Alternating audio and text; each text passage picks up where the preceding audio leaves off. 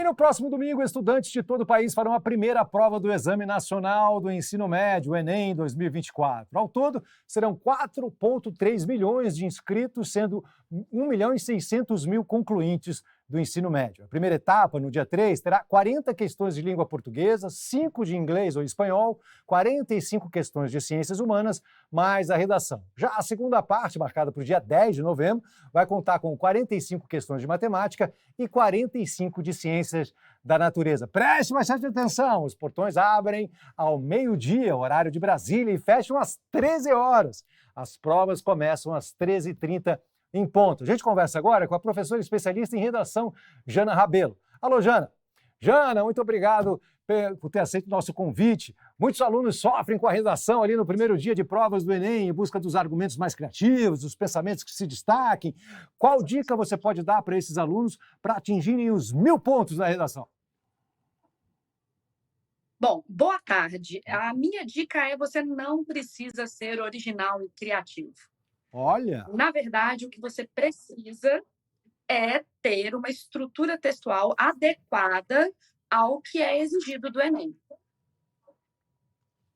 Que interessante. O que seria essa estrutura adequada? Quais dicas você pode dar sobre essa estrutura para os alunos? Bom, esse texto ele precisa obedecer à estrutura dissertativa, argumentativa. E o que isso significa? Você precisa unir informação sobre o tema. Então, por exemplo, alusões históricas, definições, dados, e aí você pode usar a coletânea, mas você precisa também apresentar uma opinião. Ou seja, você precisa, por exemplo, falar sobre os problemas da mobilidade urbana brasileira, usando o que você sabe de história, de geografia, eventualmente de arquitetura e urbanismo, mas se posicionar. Quais são as consequências negativas de uma mobilidade que é excludente?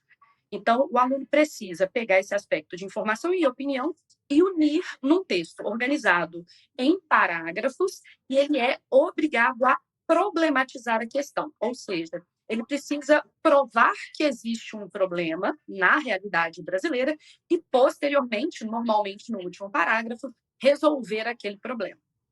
Entendi. É possível estimar, assim, quais os temas mais em alta que podem cair na redação a partir do que vem acontecendo no cotidiano nacional?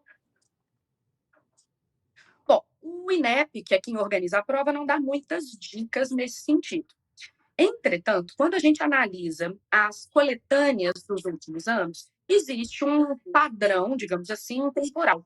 Normalmente, são temas que andaram causando repercussão nacional, principalmente, entre o final do ano anterior e o primeiro semestre deste ano. A gente sabe isso pela data de acesso dos textos das coletâneas passadas. Portanto, a gente tem algumas apostas: a questão das alterações climáticas e seus efeitos socioambientais.